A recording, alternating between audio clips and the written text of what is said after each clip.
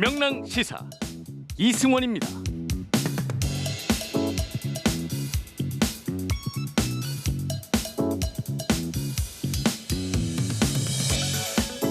박근혜 씨에 대한 대법원의 최종 판단이 나오자마자 사면 목소리를 높이는 사람들이 있습니다. 마치 사면을 하기 위해서 대법원 판단을 기다린 것처럼 말이죠. 그런가 하면 징역 17년형을 확정받고 수감 중인 이명박 씨는 현재 25일째 외부 병원에서 머무르고 있다고 합니다. 검찰은 이명박 씨의 형 집행 정지를 허가하지 않았고요. 이렇게 허가하지 않은 경우에는 병원에 있는 기간까지 구속기간으로 인정됩니다. 해당 기사 밑에 이런 댓글이 눈에 띄네요. 형을 받는 건지 수발을 받는 건지 영 모르겠다. 안녕하세요. 명랑시사 이승원입니다.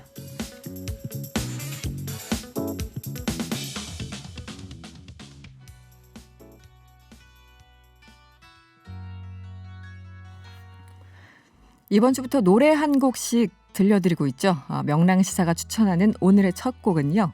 이글스의 호텔 캘리포니아입니다.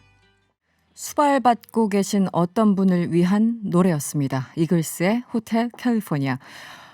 이거 잘 듣다 보면은 어느덧 대전 하이웨이 이렇게 들리는 구간이 있다고 해요. 여러분들 지금 듣지 마시고요. 8시까지 저희 방송과 함께 하시다가 끝나고 다시 한번 호텔 캘리포니아를 들어주세요. 어느덧 대전 하이웨이가 나온다고 합니다. 2010번님 퇴근 시간대마다 항상 매일 재미지게 듣고 있습니다. 언제나 화이팅 눈썹까지 보내주셨어요. 정말 감사드립니다. 저에게 힘이 되는 문자였어요. 1월 15일 금요일입니다. 명랑시사 이승원 이제 막 시작을 했고요. 오늘 준비한 내용 알려드릴게요. 뉴스 로우킥에서는 주요 뉴스들 자세히 분석해보고요. 세계는 시간에서는 홍콩인들의 영국 이민 관련 소식이 준비되어 있습니다. 그리고 3부에서는 이 삼중 수소가 누출됐다는 월성 원전 논란 집중해서 파헤쳐 볼 건데요. 릴레이 인터뷰 진행해 보도록 하겠습니다. 또 마지막에는 노래는 사건을 싣고 시간도 어김없이 여러분들을 기다리고 있습니다. 잠시 전한 말씀 듣고 돌아오겠습니다.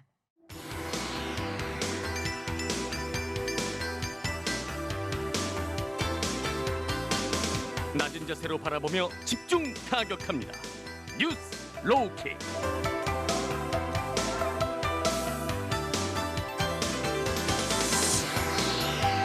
낮은 자세로 오늘의 이슈를 집중 타격하는 시간이죠. 뉴스 로우킥 시간입니다. 오늘도 두 분 나오셨어요. 오창석 시사평론가, 헬마우스 임경빈 작가 함께합니다. 어서 오세요. 안녕하세요. 네. 지금 TBS 유튜브 채널에서요. 보이는 라디오로 함께하실 수 있습니다. 여러분의 의견도 항상 기다리고 있죠. 무료로 이용할 수 있는 TBS 앱을 활용하셔도 좋고요. 짧은 문자 50원, 긴 문자 100원이 드는 샵 0951번으로 많이 의견 보내주세요. 제가 좀 세련되고 우아하게 이런 얘기 안 하려고 했는데 해야 되겠어요. 지금 청취율 조사 기간입니다. 엄청 중요한 얘기입니다. 반드시 해야 합니다. 저희 방송 내용보다 더 중요할 수 있어요. 뉴스 네. 로우킥보다 훨씬 중요하죠. 네. 그래서 우리 헬마우스한테 청취율 조사 전화를 받으면 어떻게 해야 된다. 이거 좀 이렇게 매뉴얼이 있을 것 같아요. 좀 알려주시죠. 청취율 조사는 이제 전화 응답으로 이루어지는데요. 네. 전화를 받으시면 이렇게 답을 해주시면 됩니다. TBS 라디오의 명랑시사 이승원입니다를 즐겨 듣고 있다. 네. 다시 한번 명랑시사 이승원입니다. 네. 이렇게 답변해 주시면 됩니다. 명랑시사 김어준 아니고요. 이승원입니다. 주진 아니고 명랑시사 이승원입니다. 그런데 전화가요 02로 시작해요. 근데 네. 02로 오면은 요즘 끊는 경우가 많잖아요. 그렇죠. 그런데 다음 주까지는 여러분들 02로 시작돼도 네, 한번 받아주시죠. 네, 알겠습니다. 뉴스로켓 첫 번째 이슈부터 만나보죠. 여야가 지금 탈원전 감사에 나선 이 감사원을 두고요. 굉장히 열띤 공방을 벌이고 있습니다. 민주당에서는 월권적 발상이다 이렇게 비판하고 있고요. 또 반면에 국민의힘에서는 대한민국이 문재인 대통령 나라냐 이렇게 또 반박하고 있네요. 지금 우선 감사원이 왜 지금 어떤 걸 가지고 감사를 한다는 거죠? 네, 일단은 네. 뭐 산업통상자원부를 비롯해서 과학기술정보통신부 등 정부 부처를 서면 감사하겠다라고 네. 이야기를 했는데요. 이제 갑자기 한 거는 아니에요. 일단은 이제 공익감사 청구한 사람들이 있습니다. 네. 정가윤 전 이제 미래통합당 의원 이제 20대까지 국회의원을 했으니까 그렇죠. 네. 정가빈 전 의원 및 547명이 이제 공익감사 청구를 한 내용이에요. 그렇게 해서 지금 탈원전과 재생에너지 확대 3차 에너지 기본계획 수립 절차가 네. 적정했는지 살펴볼 것이다라고 감사원에서 이제 발표했는데 중요한 것은 이렇게 공익감사 청구하면은 저는 수사 조사 뭐 할 수 있다고 봅니다만 네. 그렇다면 정가빈 의원은 어떠한 내용으로 공익감사 청구했는지가 굉장히 중요할 것 같아요. 그렇죠. 그래서 지금 문화일보와 정가빈 의원이 인터뷰한 내용이 있어요. 네. 뭐라고 얘기를 했냐면 국가의 중요한 정책을 바꿀 때 법과 규칙에 따라 적법한 절차를 지켰는지 반드시 따져야 한다. 이건 당연히 그렇고요. 네. 중요한 부분은 탈원전 자체가 반헌법적이다. 반헌법적이다. 네, 이런 얘기를 정가빈 의원이 낚였고 네. 만약에 위법성이 있을 때는 문재인 대통령은 탄핵감이다라고 얘기를 했습니다. 그렇기 때문에 네. 적어도 감사원이 움직인 이유는 뭐 제보에 의해서 움직였다 하더라도 정가빈 의원의 의도는 대통령의 탄핵까지 언급이 된 것으로 봤을 때 굉장히 정치적으로 볼 수밖에 없다. 특히나 야당 의원이었기 때문에 네, 그렇죠. 그렇게밖에 저는 해석이 될 수밖에 없는 상황이라고 봅니다. 이게 사실은 이제 단독 사건이 아니고 이전에 이제 원전과 관련된 감사원 감사에서 연장선에 있기 때문에 또 이제 이런 얘기가 나오는 거거든요. 네네. 지난번에도 이제 월성 원전의 조기 폐쇄 관련해 가지고 네. 감사원에서 이제 경제성 평가를 제대로 했느냐라는 걸 이제 감사하는 과정에서도 마찬가지로 정치적인 논쟁이 있었습니다. 그렇죠. 감사 내용 자체보다 오히려 최재형 감사원장의 어떤 정치적 성향이라든지 뭐 이제 친인척 중에서 원자력 연구소에 연구원이 있다더라, 네네. 혹은 뭐 보수 신문의 논설 주간이 친인척 중에 있다더라 이런 얘기가 나올 정도로 굉장히 좀 정치 쟁점화되는 경향이 있었습니다. 네. 근데 게다가 이번 건 같은 경우는 탈원전 정책 자체에 대한 문제 제기가 엮여 있다 보니까 결국은 정책 수립 혹은 이제 행정부의 정책의 집행 과정 이런 자체의 뭐 어떤 과정상의 문제를 짚는 게 아니라 이 탈원전이라고 하는 문재인 정부의 이 포괄적인 공약 자체를 문제시하려고 하는 거 아니냐. 이제 이런 의심을 하는 게 이제 여당 쪽의 입장인 것이죠, 이게. 이게 지금 여야가 극명하게 갈리는데 그렇다면 아까 그 정가비윤 전 의원 인터뷰 소개를 좀 해주셨습니다만 네. 그렇다면은 원전 정책을 유지하면 헌법적인 거고 탈원전 정책하면 반합법 혹은 불법적인 건가요? 좀 이해가 안 이게 가서. 에너지 정책을 수립한다는 게 기본적으로는 에너지 기본 계획을 수립하는 과정이 그렇죠. 있는데 네네. 이건 이제 5년 주기로 수립을 하게 돼 있고요. 그리고 전력 수급 계획 같은 경우는 2년 주기로 수립을 하도록 돼 있는데 네. 이번에 이제 문제시 삼은 거는 이제 전력 수급 계획을 수립하는 과정에서 제대로 이제 과정을 거쳐서 했느냐 네, 이 부분인데 여당 쪽에서 얘기하는 건 이렇습니다. 전력 수급 계획 같은 경우는 에너지 계획과 이제 연동되긴 하지만 그 직접적인 심의가 없이도 별도로 논의를 해서 확정할 수 있다. 네. 그렇기 때문에 이 과정 자체가 문제가 있었던 것은 아니다라는 게 이제 여당 쪽의 주장입니다. 그리고 이제 2015년에 제7차 전력 수급 계획이 나왔었는데요. 네. 이 당시 평균 경제 성장률을 연 3.5%로 설정을 해뒀습니다. 네. 그러니까 아마 산업이 더 훨씬 더 활발하게 움직일 것이다라고 산정을 했는데 지금 다시 최근 2020년 들어서 보니까 연평균 성장률이 2.5%밖에 되지 않을 것 같아서 네. 수급 계획을 제8차 수급 계획을 좀 조정을 했습니다. 그러다 보니까 이게 아무래도 전력 수급량이 훨씬 더 많이 남게 되는 거죠. 이제 그런 과정을 이제 해서 이제 새롭게 만든 것인데 이걸 과잉이다라고 얘기하는 것 자체가 좀 이상하다는 것이고 이 부분에 있어서는 사실은 이제 경제성도 따져야겠지만 안전성도 따져야 되는 부분이 함께 들어가 있기 때문에 네. 여러 가지로 이제 공개된 장면으로 지금 전력 계획 수립이 된 것이죠. 네. 알겠습니다. 여기서 여당 입장을 잠시 들어보죠. 더불어민주당 환경특별위원회 위원장을 맡고 있는 양이원영 의원 연결해 보겠습니다. 의원님 안녕하세요. 네, 안녕하세요. 네. 의원님께서는 이 탈원전 정책 감사 어떻게 평가하고 계십니까? 정책을 감사하는 건 감사원의 역할이 아니죠. 네. 제가 그 예결특위에서 감사원장께 직접 그때 질의를 했었거든요. 네. 그때 정부 정책은 감사 대상이 안 된다라고 직접 최재형 원장도 얘기를 했어요. 네. 그런데 지금 국가에너지 정책 분야 최상위 계획인 에너지 기본 계획하고 그다음에 그 하위 계획이 전력 수급 기본 계획인데 이 두 개의 계획을 사실상 이제 우리가 탈원전 로드맵을 국무회의에서 의결하고 에너지 전환 정책에 대해서 발표를 하면서 그거의 구체적인 형태인 에너지 기본 계획하고 전력 수급 기본 계획을 수립한 건데 그 선호 과정이나 이런 걸 들여다보겠다. 이렇게 말하는 건 그냥 정책 감사를 하지 않겠다고 말한 것을 스스로가 위반한 거라고 저는 보여지고 네. 결국은 이게 정치 감사가 아니냐. 네. 감사권의 남용이 도를 넘은 거라고 보여지는 거죠. 기본적으로 이 감사원 측에서는 지난해 9월 이 감사가 예정돼 있었고 코로나19로 지연되면서 이제야 진행하게 된 것이다. 이렇게 반박을 하고 있는데요. 어떻게 보십니까?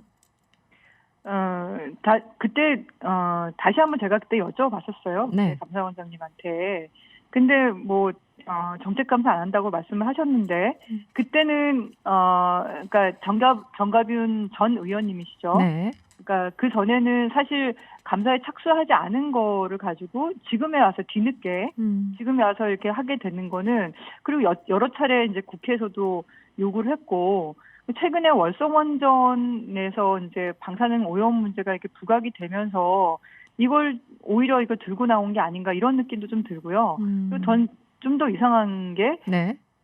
특정 언론사에 또 이번에 단독으로 기사가 된 거예요. 네네. 그러니까 월성원전 1호기 때도 그랬거든요. 근데 감사원에서 감사라는 과정이 거의 실시간으로 중계되듯이 특정 언론사에게 좀 나가는 그런 형태가 이번에도 또 역시나 반복이 되고 있는 거예요. 네. 산업부에 감사를 할 때는 비공개로 한다고 얘기를 해놓고는 이렇게 여론몰이하는 의도가 뭘까? 그러니까 정치 감사하는 거 아니냐라고 네. 자꾸 의혹을 보낼 수밖에 없는 그런 상황이 좀 되는 거죠.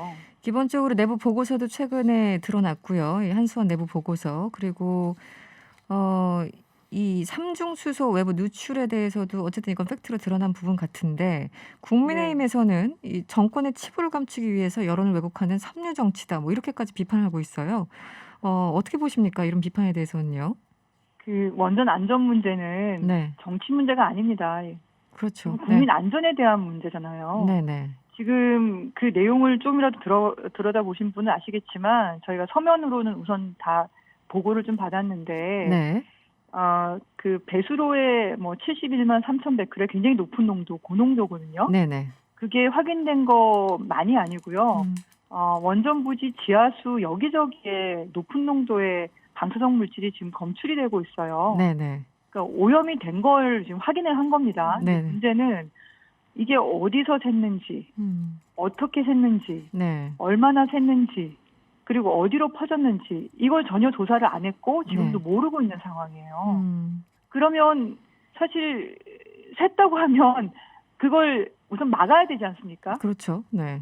네, 어딘지를 찾아서 막는 게 첫 번째죠. 네네. 이걸 가지고 뭐 피해가 얼마나 될 거냐, 이게 정치적 공세다 이런 말을 하기 전에 첫 번째로 그 원인을 찾는 게 먼저입니다. 네네. 근데 그걸 정치적 문제로 끌고 가는 거는 저는 책임 있는 공당의 정치인이라고 보기가 좀 어렵다. 네. 이렇게까지 말씀드릴 수밖에 없을 것 같아요. 지금 국민의힘에서는 뭐 민간 합동조사위원회뿐만 아니라 국정조사까지 우리는 할 수 있다, 같이 하자 뭐 이런 건데 민주당은 어떤 입장이신가요?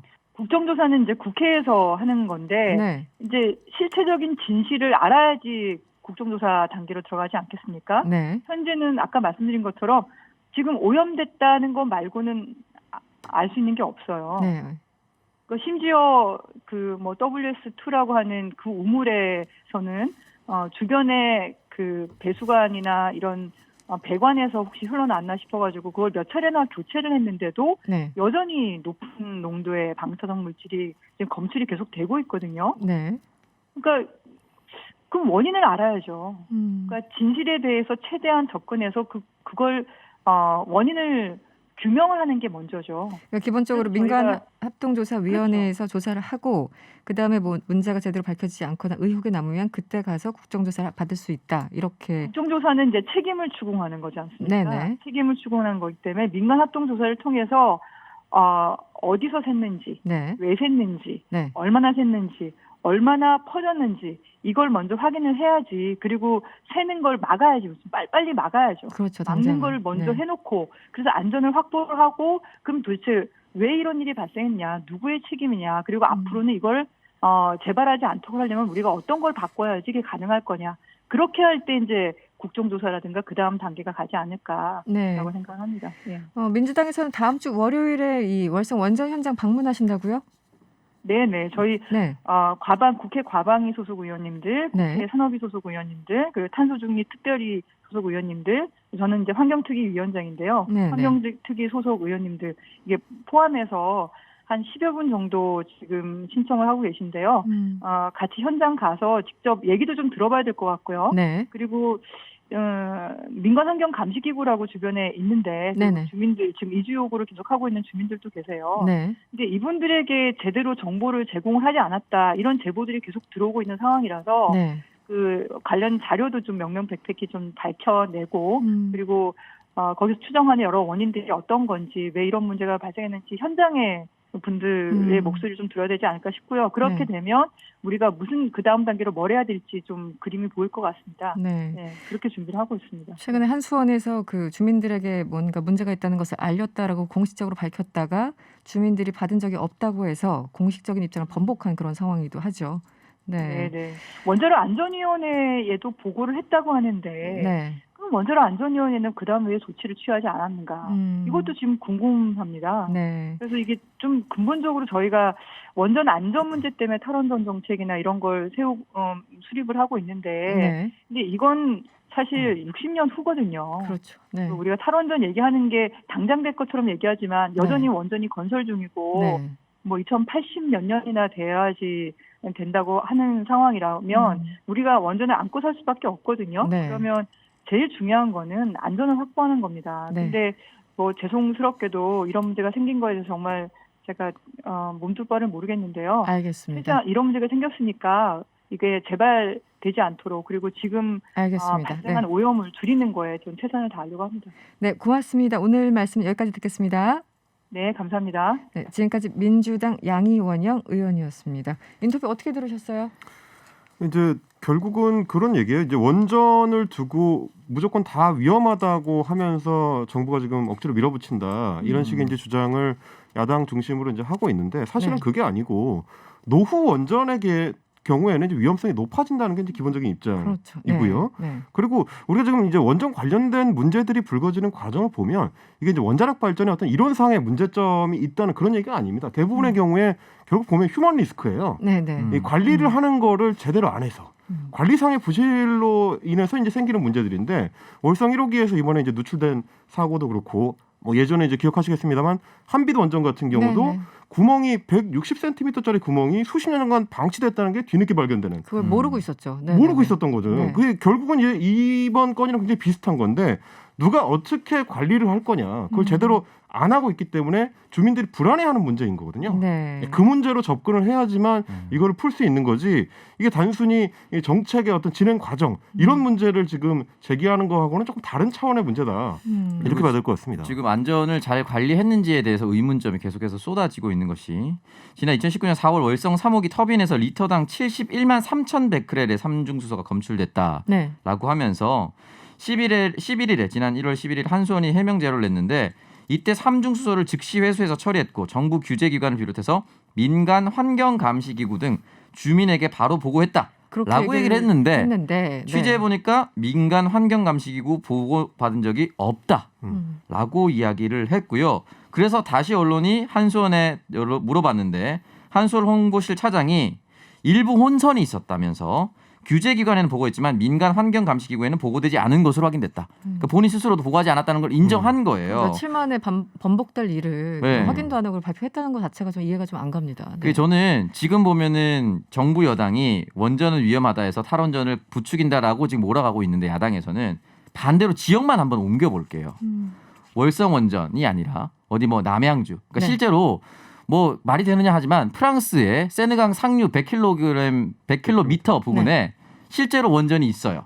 주민의 합의에 따라 설치됐는데 그러면 막연히 서울 100km 부근이라면 수도권입니다. 네. 여기서 삼중수소가 발견이 됐는데 한수원이 이런 식으로 보고했다고 했는데 보고되지 않은 것이 밝혀졌다라고 하면 바로 정부의 책임으로 돌아갈 겁니다. 그렇죠. 왜 이걸 관리하지 않았느냐. 네. 근데 이게 지역에 따라서 이렇게 왔다 갔다 하는 것은 저는 옳지 않다라고 생각을 하고 그 지역에도 주민들이 살고 있고요. 484명의 인근 주민 전수조사했었는데 평균 300크럴 정도의 이 방사능이 나왔다고요. 나왔다. 몸에 네. 그렇기 때문에 이 부분에 대해서 과연 그 지역 주민들 그리고 그걸 바라보는 다른 국민들은 안전하다고 생각할 수 있을 것인가? 저는 아니라고 생각을 하거든요. 이 부분에 대해서는 철저히 안전에 따라서 생각을 했으면 좋겠습니다. 알겠습니다. 잠시 후 3부에서요. 월성원전 지금 방사능 물질 첫 보도를 하신 분이죠. 포항 MBC 기자를 연결해서 자세한 내용 좀 듣도록 하고요. 전문가 인터뷰도 예정돼 있으니까 여러분들 끝까지 귀 쫑긋해 주시고요.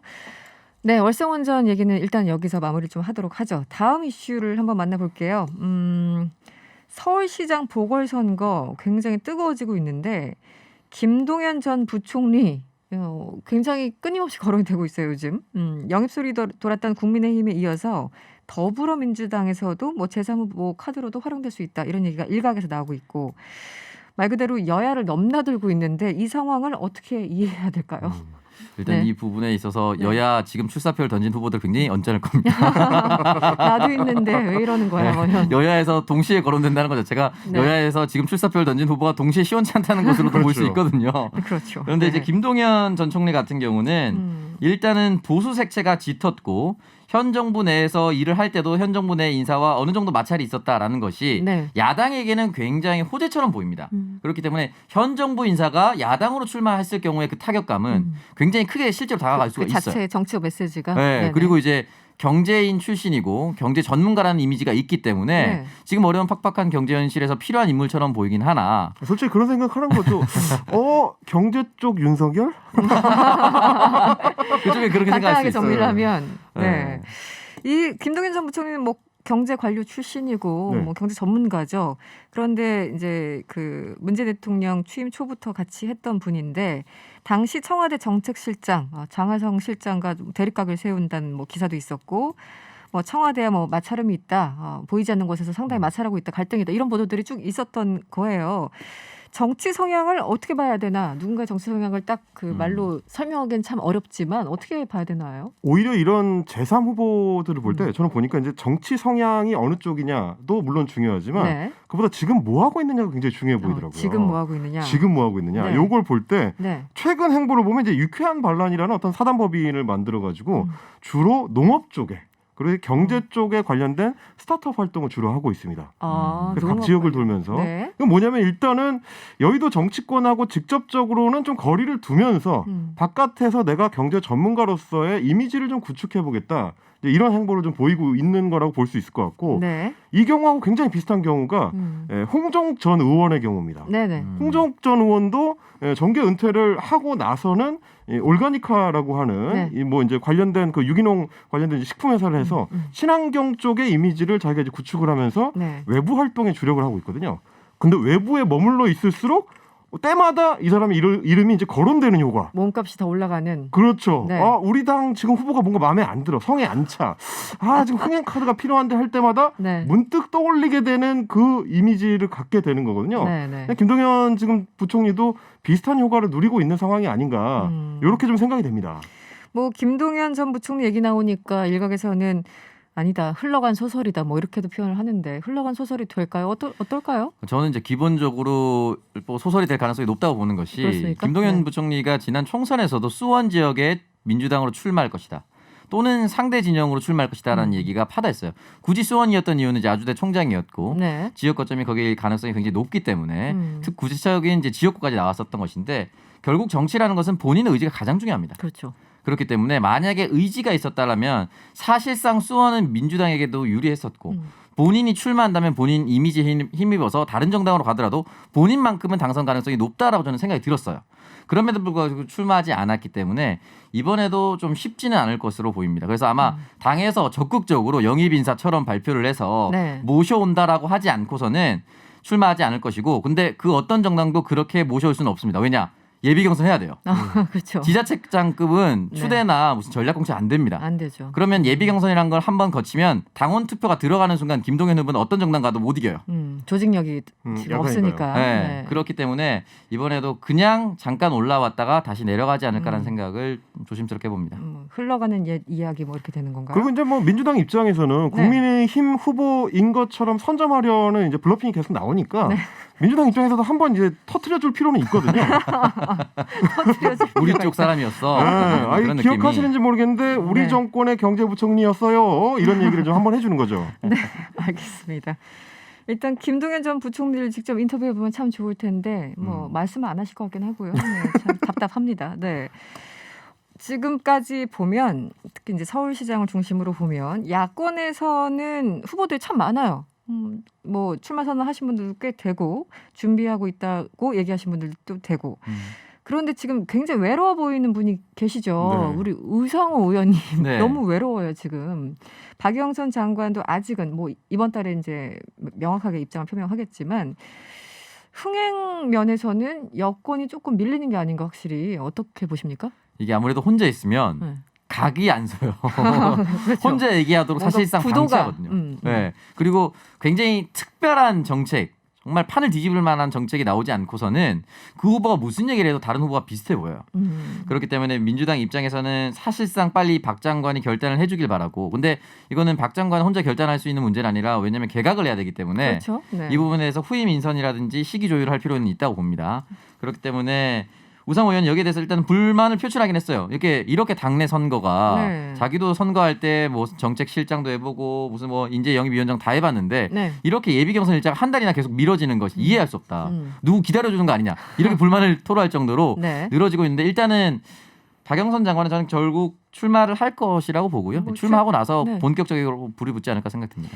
그 SNS에 뭐 시도 올리고 그러신다고요? 예, 그 박영선 박영선 장관. 장관이 이제 직접 시를 하나 올렸는데 김완하 시인의 시입니다. 네. 뻐꾹새 한 마리 산을 깨울 때라는 시에 이제 전문을 올리면서 저도 어디선가 뻐꾹새는 아니어도 작은 종달새라도 되어야 할 텐데 부끄럽네요라고 이렇게 적었습니다. 네. 이걸 보면은 어떤 그 이제 신호를 좀 보내는 것 같은 네. 누군가에게 도움이 되고 싶다라는 네. 건 결국 이제 어려운 당과 네. 정권을 위해서 어떤 신호를 보내는 게 아닐까라는 생각을 좀 어렴풋이 하게 되는 그런 시구를 올렸더라고요. 네, 작은 종달새. 네. 그리고 뭐 어떤 시장을 방문했을 때 찍힌 사진도 올렸다고 하는데 이건 어떤 거죠? 중소벤처기업부 장관인데 네. 서울시장 출마에 대한 질문이 계속 들어오자 일단은 1월 말에 버팀목 대출 네네. 소상공인 지원을 위해서 이 부분을 마무리 지어야 된다라고 얘기를 했는데 결국 시장을 방문했을 때 우리나라의 지금 현재 자영업자들 정말 힘들지 않습니까? 그렇기 때문에 이 부분에 대해서 감정을 어루만지는 모습이라고 저는 생각이 들고요. 네. 아마 이 부분에 대해서는 사실은 어느 정치인이나 현장을 가보면 국민들이 지금 너무 힘들기 때문에 그런 감정 차원에서 올렸다고 봅니다. 근데 이제 박영선 장관 입장에서는 지금 김종인 비대위원장하고 네. 안철수 대표의 이제 각을 세우는 행보 때문에 여론의 이제 시선이 너무 그쪽으로 쏠려 있는 상황이라 네. 지금 이 타이밍에 출마 선언을 하면 약간 묻힐 가능성이 있다라는 좀 고심을 하는 게 아닐까. 한 타이밍을 좀 김을 뺀 다음에 네. 그 다음에 가장 적절한 타이밍을 노리지 않을까. 이제 뭐 네. 그런 정도로 생각을 해볼 수 있을 것 네, 같습니다. 뭐 정치는 타이밍이니까 알겠습니다. 간단히 이 얘기도 좀 해보죠. 대학 강의 도중에 일본군 위안부 피해 사실을 매춘의 일종이다 이렇게 발언을 했던 류석준 전 연세대 교수 첫 재판이 열렸습니다. 어떤 상황인가요? 일단 이게 2019년으로 거슬러 올라가는데요. 네. 2019년 9월 19일 연세대 사회학과 전공 과목 발전 사회학 강의에서 일본군 위안부 피해자 할머니들이 매춘에 종사하기 위해 자발적으로 위안부가 된 것이다. 라는 발언을 해서 망언을 했죠. 네, 네네. 피해자 할머니들의 명예를 훼손한 혐의로 이제 기소가 된 상황인데 네. 이 부분에 대해서는 본인 스스로가 기소됐다는 것 자체에 대해서 불만을 품으면서 네. 아니 단순한 의견 표명에 불과했다. 라고 얘기를 했는데 표현의 자유다. 네. 어. 명예훼손이라는 것 자체가 잘못된 의견이 네. 상대에게 피해와 감정적 손해를 발생했을 때 기소를 하는 내용이고요. 그리고 이거는 한 개인을 흔든 것이 아니라 우리 아픈 현대사의 단면이거든요. 네네. 그러니까 함부로 해도 안 되지만 이 부분에 대해서는 역사적인 부분도 분명히 있고 네. 그리고 일제의 강압적인 부분이 분명히 있었고요. 여기에 대해서 주전장이라는 그 영화를 찍었었던 네, 네. 일본인 재미 그 감독. 일본인이 네네. 이 부분에 대해서는 위안부 성적 문제도 중요하지만 그 당시에 이미 전 세계적으로 노예제가 금지되어 있다. 그러니까 어떤 식으로도 그 사람들에게 임금을 지불하지 않고 네. 어떠한 일을 시켜서는 안 된다라는 것이 확정이 돼 있었다고 합니다. 그러니까 임금, 뭐 노예제, 성적 문제 그 어떤 걸 들이밀더라도 이 부분 정말 잘못된 것인데 네네. 여기에서 자발적으로 했다, 뭐 매춘을 했다, 돈 벌기 위해 했다 이거 자체가 정말 잘못된 발상인 거죠. 그렇죠. 뭐 오늘 법정에서 류석춘 그 전 교수 측이 이런 얘기를 했다고 하죠. 발언 사실은 인정하나 의견 표명에 지나지 않았고 설사 허위 사실이라고 할지라도 허위 사실임을 인지하지 못했다 이렇게 주장을 했네요. 아주 사실 전형적인 법리적 주장이에요. 명예훼손으로 소송을 당했을 때 대부분 이렇게 얘기합니다. 네네. 내 그 발언을 한 건 사실인데 그냥 의견 표명이다.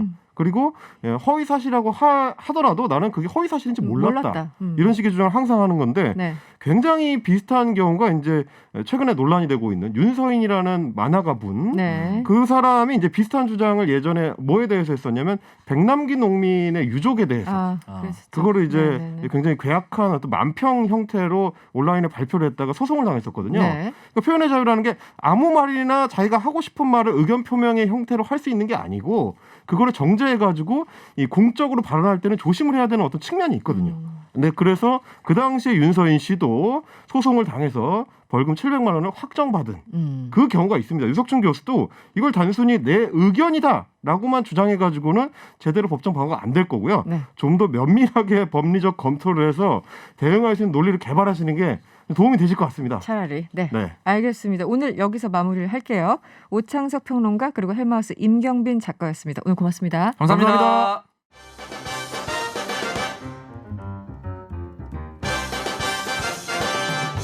이승원의 세계는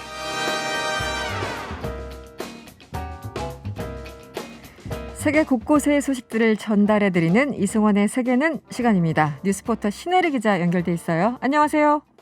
네, 안녕하세요. 네, 오늘은 홍콩 소식이네요. 네, 맞습니다. 네. 홍콩인의 그 영국 이민이 요즘 몰리고 있는데요. 올해 무려 40조 원의 자금이 이 해외로 유출될 전망이라는 보고서가 나왔습니다. 40조요. 네. 네, 40조입니다. 네네.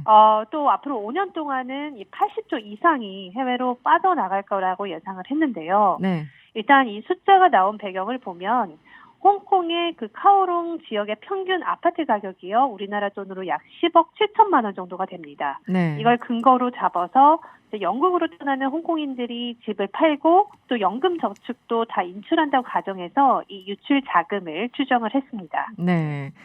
이 홍콩 국가보안법이 시행된 이후부터 이른바 엑소더스 이야기가 계속 나왔는데 그 맥락인가요? 네, 맞습니다. 네. 이 홍콩에서는요, 홍콩 보안법 시행으로 이 정치 활동과 반중 시위, 그리고 언론에 대한 통제가 확대하면서요, 해외 이주를 생각하는 주민이 증가하고 있는 추세입니다. 네.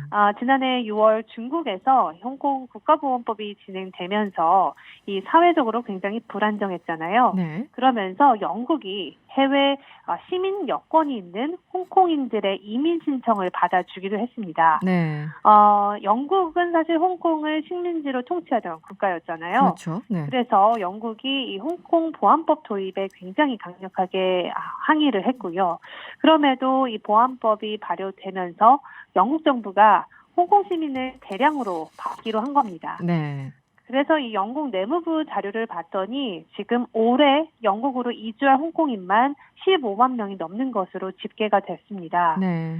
또 올해부터 2024년까지 약 4년 동안 최대 30만 명 이상이 영국으로 이주할 거다라는 보고서도 나왔는데요. 그래서인지 2019년부터 이 영국 기숙학교로 자녀를 유학 보내는 홍콩인들이 굉장히 많이 늘어나고 있는데요. 네. 사실 그 홍콩 사회가 굉장히 불안정하고 그래도 학비가 비싼 영국으로 먼저 어린 자녀들을 보내고 나중에 부모들이 이민을 가는 그런 추세가 이어지고 있습니다. 그러면은 요즘 영국 네, 시민권을 갖게 되는 건가요? 아닙니다. 그건 아니고요. 네. 특별 비자로 영국에서 취업과 취업이 먼저 가능하고요. 그리고 5년 동안 체류를 하면 영주권을 취득할 수 있는 기회가 있습니다. 네. 그래서 1년 후에는 또 시민권도 취득할 수 있게 되는데요. 일단 특별 비자를 받아야 되는데 이게 이제 1997년 중국 귀속 전에 태어난 홍콩 시민한테 주는 이 영국 해외 시민권이 있어야 되는 그런 절차가 있는데요. 네. 그걸 비에노 여권이라고 합니다. 네. 그래서 지금 이 비에노 여권을 가진 사람이 홍콩 인구의 40%에 달하는 300만 명 정도로 추산되고 있습니다. 상당하군요. 그 영국 경제에 어떤 영향이 있을까요? 네, 일단 홍콩인들이 이민 가는 곳은 반드시 집값이 오른다라는 속설이 있는데요. 네네. 대표적으로 캐나다 밴쿠버입니다. 아. 이 밴쿠버가 홍콩인들의 이민이 증가하면서 밴쿠버가 아닌 홍쿠버다 이런 수식어도 생겼는데요. 네네. 사실 지난해를 보니까 런던의 고급 주택을요. 지금 굉장히 많은 홍콩인들이 사들였다고 합니다. 약 4,500억 원 규모로 사들였는데요. 네. 그래서 사실 이 홍콩인들을 받아주는 영국의 경제가 더 살아날 거다 이런 전망까지 나오고 있습니다. 네. 지금 국적별로 보면 프랑스인에 이어서 미국인과 함께 홍콩인이 가장 많이 런던의 고급 주택을 산 것으로 보이고요. 네. 사실 지금 그동안 중국인도 굉장히 중국인도 그동안 굉장히 런던에 많은 집을 구매를 했는데 홍콩인이 처음으로 중국인을 추월한 것으로 보입니다. 네. 영국 경제 전문가들 어쨌든 부동산 시장에 이게 좋은 영향인가요? 안 좋은 영향인가요? 어떻게 봐야 될까요? 네. 집값을 마구 사실 올리고 있는데. 영국인들한테는 네. 좀 안 좋은 영향이 있을 것 같아요. 집값이 너무 오르다 보면 부담이 네. 되겠지만 지금 전반적으로 브렉시트 후에 영국의 그 경기가 좀 침체되어 있지 않습니까? 그래서 홍콩인들의 투자가 이어지면 또 긍정적으로도 영향을 끼칠 거다 이렇게 보는 전문가들도 있습니다. 알겠습니다. 오늘 말씀 잘 들었습니다. 네, 감사합니다. 네, 지금까지 신혜리 기자였습니다. 1, 2부는 여기서 마무리를 하고요. 3부에서는 월성원전 관련해서 릴레이 인터뷰 저희들 준비하고 있습니다. 그리고 노래는 사건을 싣고 코너도 함께 할 테니까요. 여러분들 어디 가지 마시고요. 잠시만 기다려주세요. 이승원입니다. 이승원입니다. 명랑시사 이승원입니다. 이승원입니다. 명랑 이승원입니다. 이승원입니다. 명랑시사 이승원입니다. 명랑시사 이승원입니다. 명랑시사 이승원입니다. 명랑 이승원입니다. 명랑시사 이승원입니다. 명랑시사 이승원입니다. 3부 문을 활짝 열었습니다. 0635번님이 문자 주셨어요. 차들이 많습니다. 영등포에서 마을버스 운전하는 기사인데요. 이름 한번 불러주세요. 한강운수. 오늘도 안전운전이요. 이름을 불러달라고 했는데 성함을 안 쓰시고 그냥 한강운수만 쓰셨어요. 어쨌든 한강운수 기사님 오늘도 안전운전 하시고요. 그리고 지금 청취율 조사 기간입니다. 이번 주 시작해서 다음 주까지예요. 전화 받으셨다는 분들도 계시던데요. 혹시 서울 지역 번호로 걸려오는 번호 있으면 그러니까 앞에 02번 이렇게 걸려오는 번호 있으면 꼭 받아서 TBS 명랑시사 이승원입니다. 이렇게 외쳐주시면 됩니다. 네, 꼭 외쳐주세요. 제가 이 프로그램 11월 30일 날 시작했는데 시작하고 첫 번째 맞는 청취율 조사 기간이 됐네요. 여러분들 힘을 실어주시고요. 이 시각 교통 상황 알아볼게요. TBS 정보센터 장미영 리포터.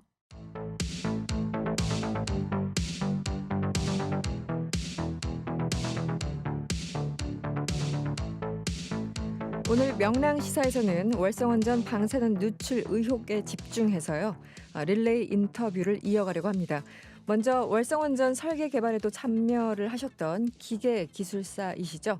원자력 안전과 미래의 이정윤 대표 연결해서 자세한 내용 짚어보도록 하겠습니다. 대표님 안녕하세요. 안녕하십니까, 이정윤입니다. 네. 지금 삼중수소 이 단어가 언론을 도배하고 있습니다. 논란이 굉장히 뜨거운데요. 이 도대체 삼중수소가 뭔지 일단 좀 설명을 좀 해주시죠. 예, 삼중수소는 자연계에 아주 극소량이 있으면서 원자로에서 반응에 의해서 생성되는 방사성 동위원소 물질입니다. 네네. 그것이 방사선을 배출하기 때문에 인체에 들어오면 인체의 조직에 나쁜 영향을 주게 됩니다. 네. 이게 어쩌다가 유출이 된 건지 그 원자로나 혹은 사용 후 핵 연료 이 저장 수조가 깨졌을 가능성에 대해서 언급하신 분들 계시거든요. 동의를 하시나요? 예, 상당히 수긍이 가는 내용입니다. 네. 삼중수소 검출된다는 것은 오염수가 바깥으로 새나갔던 것이고 오염수가 새나가는 것은 핵 폐기물을 취급하는 시설이나 사용 해결료를 저장하는 또는 이송하는 그런 시설에 물이 삼중수에 오염돼 있거든요. 네. 그것이 누출됐다 이렇게 볼 수가 있는 거죠. 그런데 뭐 이 전문가들에 의하면 또 이 삼중수소 크기가 워낙 작아서 이 두꺼운 철판을 스며들어서 통과한 것이다. 이렇게 분석하시는 분들도 있는데 이거는 어떻습니까? 요거는 이제 삼중수소 입자가 공기 중에 있을 때 날아다닐 때 해당되는 상황인데 이터라고 핵융합 연구로가 있습니다. 저쪽에 그 플라즈마에 의해 가지고 프랑스에서 하는 핵융합 연구하는 그 시설이 있는데 그런 경우는 공기 중에서 진공 상태에서 이것이 입자가 날아다니기 때문에 이 말이 일정 부분 가능합니다. 왜냐하면 다니면서 쇠에 가서 박히거든요. 그래서 상당히 높은 고농도의 방사능 오염을 발생시키는데 지금 여기서 얘기하는 거는 삼중수조입니다. 수조. 네. 수조수 안에 있는 삼중수소를 얘기하는 거예요. 네네. 그러니까 무슨 얘기냐? 물이 누설됐기 때문에 삼중수소가 돌아다니는 거거든요. 네. 지하로 네. 오염됐다 하는 얘기가 그거기 때문에 이것이 두꺼운 철판을 스며들어 통과했다는 거는 다른 얘기고 다른 여기에 차원에서 합당되는 얘기는 아니다. 네.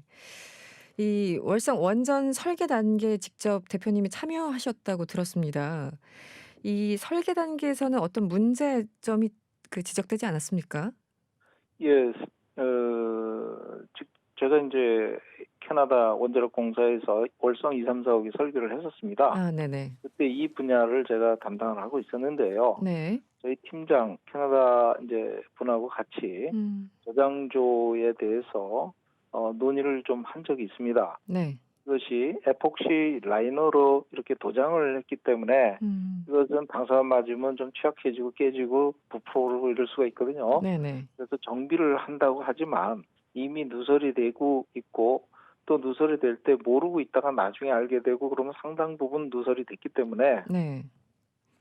이거는 좋은 방법이 아닌데 왜 이걸 하려더냐 그랬더니 네. 충분히 검증 과정을 통해서 검증을 했기 때문에 큰 문제는 없고 만일에 생긴다면 보수하면 된다 이런 개념이었는데 이거는 지진이 와서 크게 흔들려 가지고 또 깨질 수도 있지 않느냐 네네. 얘기를 했더니 이분은 스테인리스 스틸 철판으로 까는 게 가장 좋은데 네. 지금 예산이 한계가 있다. 돈 때문에 그렇게 한 겁니다. 결국은요. 예.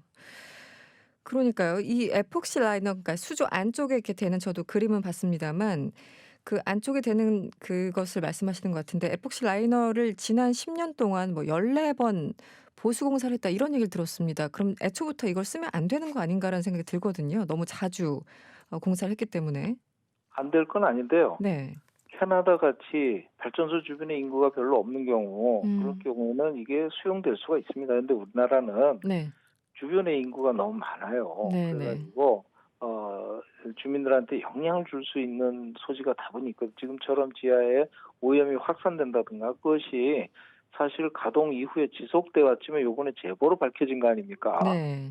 예, 그렇기 때문에 지금까지 얼마 나갔는지도 모릅니다. 사실. 네. 그런 것들이 해양이든 지하든 또는 계획적 비계획적 방출에 대해서 데이터를 충분히 공개를 하고 알려주고 또 발표를 이럴 때 해야 됩니다. 네네. 네, 그렇게 생각합니다. 그리고 그 일부 보도에 따르면 이 이제 한수원 내부 보고서를 보면요. 이 월성 1호기 사용 후 핵연료 저장조의 이 차수막이 2012년부터 8년 동안 파손돼 있었는데 보수되지 않은 것을 확인했다는 내용이 들어가 있습니다.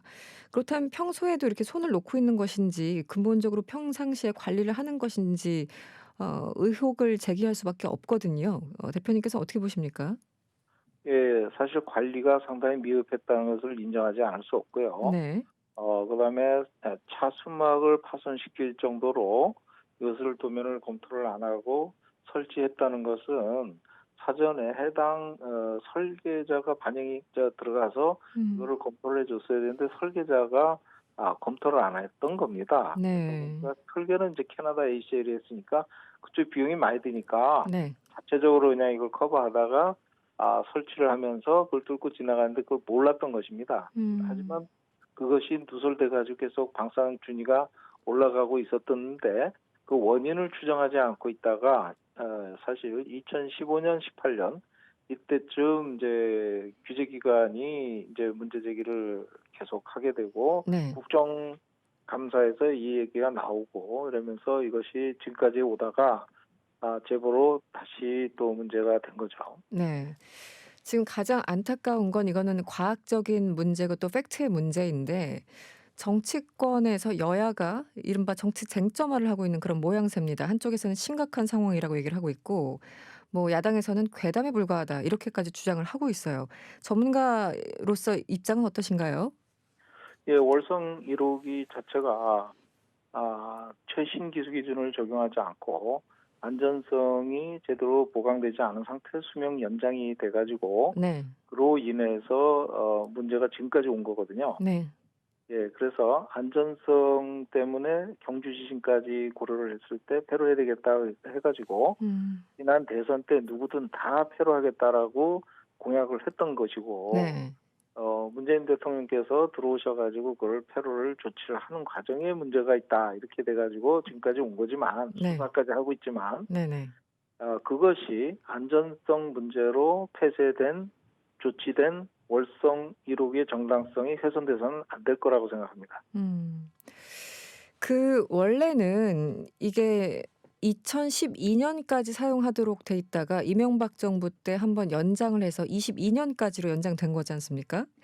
그런데 이제 중간에 이제 뭐 법원에서 여러 가지 이제 판단도 있었고 한데 지금 당시에 교수님 대표님도 그 2012년까지만 사용을 해야 된다는 그런 입장이셨나요? 아니요. 계속 운전을 할 수가 있다라고 생각했었습니다. 그렇군요. 다만 최신 기술 기준을 적용해서 안전성을 최대한 보강해서 가동을 해야 되는데 그것이 안 돼 있었기 때문에 네. 저는 강력한 반대 의사를 표명하고 문제 제기를 했던 것입니다. 알겠습니다. 지금 민간 환경감시기구에서 직접 조사에 나선다고 합니다. 어떻게 조사가 이루어지면 될까요? 이거는 민간 환경 감시 기구가 직접 조사에 나서는데 네. 어떤 의지가 굉장히 중요하고요. 그다음에 3자적 입장에서 독립적인 평가를 하는 게 중요하다고 생각합니다.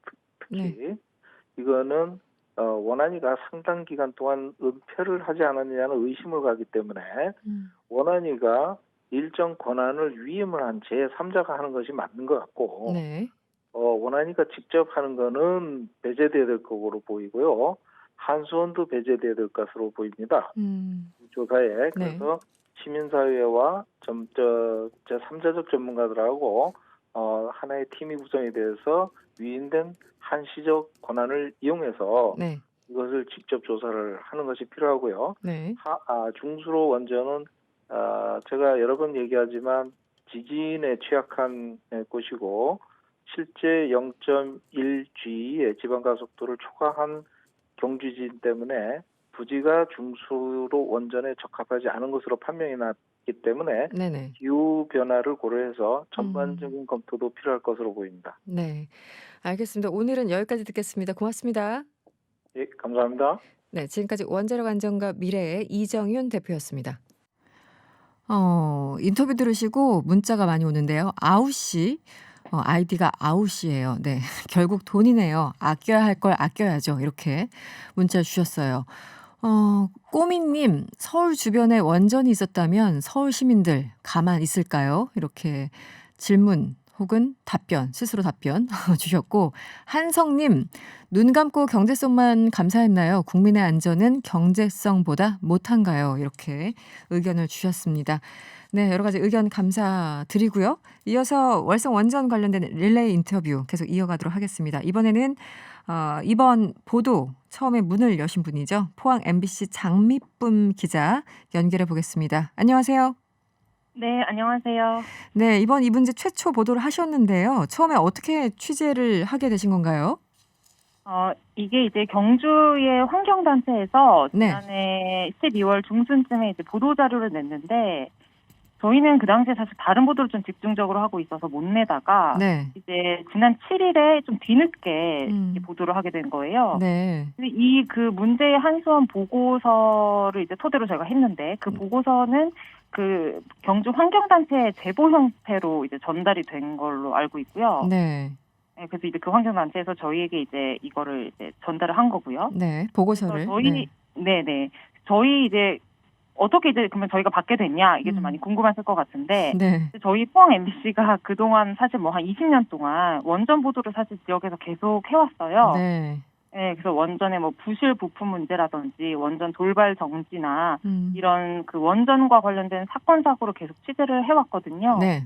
그게 왜냐하면 이제 저희 방송 권역에 원전이 12개 호기가 있어요. 네네. 네, 그래서 굉장히 많죠. 그래서 일본 특히 이제 후쿠시마 원전 사고 이후에 이제 그 원전 안전성이 좀 지역이 중요한 이슈가 되면서 저희가 이제 이거를 보도를 많이 하고 네. 그러다 보니까 이제 환경단체에서도 이제 저희에게 이 자료를 좀 이렇게 좀 보도를 요청하고 이렇게 하면서 이제 이게 알려지게 된 거죠. 그 입수하신 한수원 보고서는 언제 작성된 거죠? 그거는 2020년 지금 6월경에 작성된 걸로 확인. 6월로. 네. 그 안에 이제 보면은 내용들이 여러 가지 굉장히 어떻게 이럴 수 있지 하는 내용들이 있는데 저도 이제 일부 보도를 봤습니다만 네. 지금 지역 주민들 반응은 어떤가요? 가장 민감하게 반응하실 수밖에 없을 텐데요. 네. 지금 이제 구체적인 이 삼중수소 외부 유출 관련된 자료가 없잖아요. 네네. 의혹만 제기된 상태이고 네. 외부 유출 같은 경우에는요. 근데 이제 안 그래도 삼중수소가 사실 여기 저희 검사해보면 주민들 체내 소변에서 이렇게 검출이 많이 되고 있어요. 네. 그래서 불안한 분들이 많은데 실제로 그럼 이제 지하수 상황이 어떠냐 또 광범위할 수도 있을 텐데 그런 거에 대해서 이제 굉장히 우려하고 계시죠. 네. 네. 뭐 근본적으로 이 월성 원전이 이제 방사능이 누출된 정도 지금은 당장 삼중수소만 얘기를 하고 있지만 그것만이 문제가 아니라 전반적으로 관리가 잘 안 되고 있는 것이 아닌가. 또 다른 것들이 아직 확인되지 않은 것들이 유출되고 있는 것은 아닌가. 이렇게 근본적인 의문을 제기할 수밖에 없을 것 같아요. 지금 상황에서는. 네, 그렇죠. 지금 이제 71만 3,100km 검출된 뭐 월성 3호기 얘기가 지금 중점적으로 보통되고 있는데 네. 사실 지금 여기서만 검출된 게 아니에요. 그 사용 해결로 그 저희가 이제 고준위 핵폐기물이라고 얘기하는데 네. 그거를 이제 담고 있는 수조 주변에서 네. 삼중수소가 특히 더 많이 나왔어요. 네네. 그래서 그 특히 그 월성 이게 사용 해결로 수조가 월성 1호기에 하나, 2호기에 하나, 3호기에 하나, 4호기에 하나 이렇게 있는데 네. 그 4호기에 있는 사용 해결로 수조에서 감마 핵종이라는 또 다른 방사성 물질이 나왔어요. 네. 그래서 이제 이 수조에 균열이 있는 게 아니냐 하는 지금 우려가 높은 상황이고 또 특히 또 월성 1호기에 있는 사용 해결로에서는 또 다른 이제 수조에서는 사수막이 파손됐고 그 이제 수조 안에 있는 그 방사성 물질을 차단해주는 네네. 차수막이 파손됐고 네. 또 이제 그 차수막 옆에 있는 바로 있는 차수벽도 네. 이게 콘크리트가 아닌 점토, 흙으로 돼 있다라는 사실이 또 추가로 밝혀져서 네네. 지금 상당한 그 손상이 좀 우려되고 있는 상황입니다. 네. 지금 뭐 민주당에서는 인터뷰하면서 이제 여러 가지 문제를 언급하고 있습니다만 네. 이 감마 핵종에 대해서 가장 우려가 크다 이렇게 언급을 하고 있네요. 네네. 네. 지금 그럼에도 불구하고 한수원은 반박하는 자료를 계속 내고 있습니다. 어떻게 보십니까? 지금 한수원은 일정 수준은 뭐 법적으로 허용돼 있어서 네. 일부 있어도 검출이 돼도 문제가 없다라고 얘기하는데 네. 사실 이게 저희도 뭐 법적 기준치는 기사에서 이야기하지 않았어요. 문제는 법적으로 뭐 허용됐냐 안 됐냐 이게 아니라 네. 비계획적인 유출이라고 해서 네. 그러니까 즉 누출을 말하죠. 한마디로 그냥 사고가 난 거잖아요. 네네. 네네. 누출의 기준치를 얘기한 거예요. 그러니까 네. 누출이라고 저희가 판정할 수 있는 기준치의 18배를 초과했다는 거거든요. 그러니까 단순히 한수원이 이게 부지 안에서 발생 검출됐기 때문에 문제가 없다라고 이야기할 게 아니라 그 누출된 원인을 사실 찾아서 해결했고 그래서 부지 전체적으로 더 이상의 누출은 없다 이렇게 얘기를 해야 사실 되는 거예요. 네. 근데 이게 지금 누출 원인에 대해서도 지금 한수원이 명확하게 밝히지 않았고 또 그 다른 여러 곳에서 지금 누출되고 있는 문제, 네. 곳곳에서 누출되고 있는 문제, 감마 핵종이 나온 것까지 네. 포함해서 네. 그거에 대해서는 지금 한수원이 뭐 원인이나 구체적인 뭐 더 자세한 실태에 대해서는 지금 밝히지 않고 있습니다. 네. 그게 이제 문제죠. 2020년 6월경에 작성된 것으로 추정되는 이 한수원 보고서가 어쨌든 일부 공개가 됐고 뭐 18배, 기준치 18배를 초과했다 뭐 이런 보도들 나오고 있는데 그럼에도 불구하고 지금 정치권에서는 이게 정치적인 문제가 되고 있어요. 이 상황은 어떻게 보십니까? 지금 뭐 여러 멸치 바나나 얘기가 많은데요. 멸치 바나나. 삼중수소가 네네. 인체에 유해하냐 아니냐는 사실 이게 생명에 대한 문제니까 보수적으로 좀 저희가 판단해야 된다고 보고요. 그렇죠. 이게 안전하다고 장담할 일은 절대 아니라고 생각하고요. 네. 그래서 또 이거에 대해서는 일단 기본적으로 삼중수소에 지금 지속적으로 노출되고 있는 원전 주변 지역민들을 기준으로 접근해야 된다. 이렇게 네. 저희는 봐요. 네네. 그래서 또 저희들은 또 기본적으로 원전을 뭐 앞으로 더 늘리든, 이게 결국에는 뭐 탈원전과 관련돼 있다 뭐 이런 건데, 원전을 더 늘리든 줄이든 어쨌든 원전은 다 안전하게 관리돼야 된다는 거잖아요. 네네. 개수하고 상관없이. 그렇죠. 네. 근데 그건 지극히 상식적인 건데. 그렇지. 단 하나만 있어도요. 네네. 네네. 하나만 있어도 마찬가지죠. 네. 원전을 근데 안전하게 운영해야 된다는 아주 상식적인 보도가 지금 뭐 탈원전을 부추긴다, 뭐 탈원전을 편든다 이런 식으로 지금 매도되고 있는 게 굉장히 지금 유감스럽습니다. 하나만 좀 질문을 드릴게요. 오늘 TBS 오전 김어준 뉴스공장에 출연했던 국민의당 김윤 위원장이 해당 보도를 가짜뉴스다 이렇게 주장을 하고 지역 방송에 대한 폄훼 발언을 해가지고 지금 논란이 있습니다. 혹시 들으셨습니까? 네네. 저희 회사도 지금 공식적으로 법적 대응에 나서기로 결정을 했고요. 네. 네, 오늘 이제 관련 보도도 이제 MBC에서도 나갈 예정이고, 네, 저희 건 MBC에서 나가고, 네. 기사를 뭐 정치적으로 해석하는 거는 기본적으로 뭐 독자의 자유라고 생각합니다. 근데 네. 거기에도 분명히 선은 있다고 생각해요. 네. 네, 지금 뭐 일각에서 광우병 시즌2다, 거짓 선동이다, 가짜뉴스라고 이렇게 이야기하면서 지금 지하수에서 삼중수소가 검출됐다는 것 자체를 뭐 부인하거나 삼중수소가 뭐 인체에 전혀 무해하다 이런 식으로 얘기하고 있는데 이거는 사실 저희 원전 주변에서 살고 있는 지역민들 사실 저는 되게 모욕하는 발언이라고 생각하거든요. 네. 네, 그 의미를 좀 알고 말씀하시는 건지 네. 그게 조금 그렇습니다. 알겠습니다. 오늘 말씀 고맙습니다. 네, 감사합니다. 네, 지금까지 포항 MBC 장미쁨 기자였습니다. 8672번님이 포항 MBC 기자님들 큰일 하셨습니다. 이렇게 또 응원 문자를 주셨네요. 인터뷰 계속 이어가도록 하겠습니다. 이 삼중수소가 우리 인체는 어떤 영향을 미칠지 이게 핵심이죠. 원자력 안전위원회 출신인 김익중 전 동국대 의대 교수 연결해서 이야기 나눠보도록 하겠습니다. 교수님 안녕하세요. 예, 안녕하세요. 네, 먼저 이것부터 여쭤보겠습니다. 이 방사능 물질 삼중수소 기준치를 초과하게 되면 유전자 손상까지 일어난다. 이런 보도를 많이 보고 있거든요. 기준치 이상만 위험한 게 아니고요. 네. 기준치 이하도 위험해요. 그래서 그 기준치라는 거는 우리가 편의상 붙이는 거지 의학적으로 안전 기준치라는 것은 0이에요. 네. 없어야 안전해요. 이게 이 삼중수소가 후쿠시마 원전 오염수에 포함된 방사성 물질 중 하나로 또 알려져 있는데요. 얼마나 위험한 건가요? 삼중수소라는 거는 물질이 불안정해요. 네. 어느 정도로 위험한가요? 방사성 물질 중에는 방사선 위험 말고 다른 위험을 갖고 있는 방사성 물질이 꽤 여러 가지가 있어요. 네. 그러니까 방사선 위험에다가 화학적 위험이 더해지는 그러네요. 거죠. 네. 삼중수소가 그중 하나예요. 이 삼중수소가 우리 몸에 들어올 때 되게 물 형태로 들어오거든요. 네. 그래서 이 중에 우리가 마신 물 중에 일부는 유전자를 구성하기도 하고 단백질을 구성하기도 하고 네. 세포막을 구성하기도 하고 해요. 네. 그러니까 이 삼중수소가 이 유전자에 끼어 들어가게 되는 거죠. 한 개의 유전자에는 수천 개의 수소가 있거든요. 네네. 그 수천 개 중에 일부 몇 개가 삼중수소로 치환돼 있는 거죠. 보통 그 방사성 물질보다 훨씬 더 위험하다고 봐야 돼요. 그런데 일각에서는 이 삼중수소 노출을 두고 뭐 멸7g, 바나나 6개 섭취하는 것밖에 안 된다. 이렇게 크게 문제되지 않는다고 표현하시는 분들이 있는데 이 부분을 좀 설명을 해 주시죠. 그 얘기 하시는 분들은 원자력 교수들이죠. 네, 맞습니다. 원자력 산업이 융성해야 자신이 성공할 수 있는 사람들이죠. 네. 당사자들이죠. 예. 예.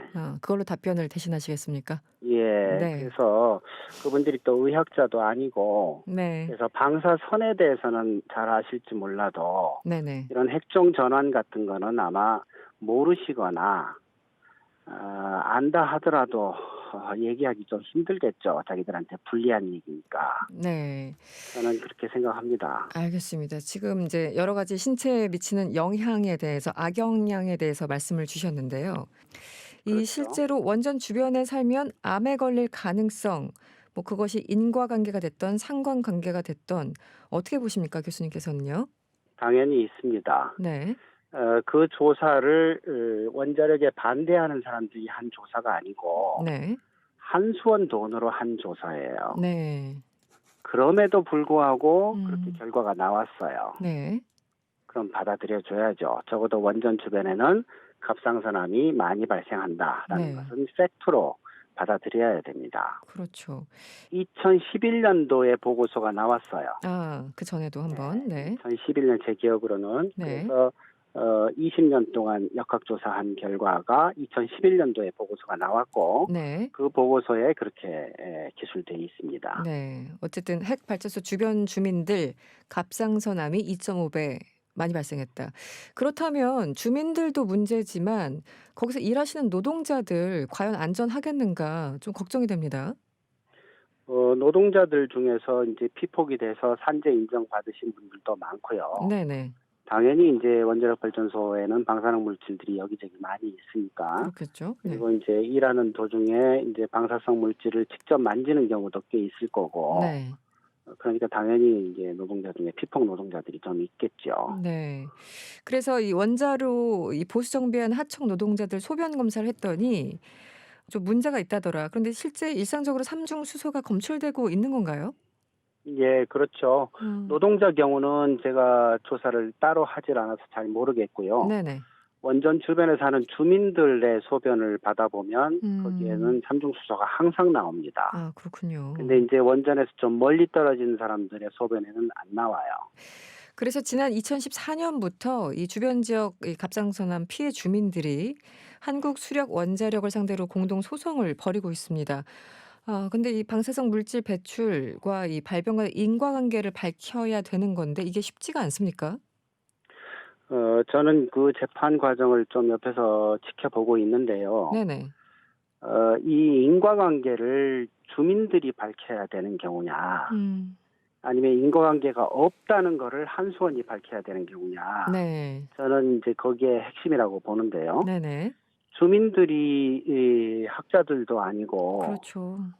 네. 그거를 밝힐 수 있는 능력이 없죠, 당연히. 네, 당연히 없죠. 네. 그래서 저는 한수원이 인과관계가 없다는 거를 밝혀야 된다.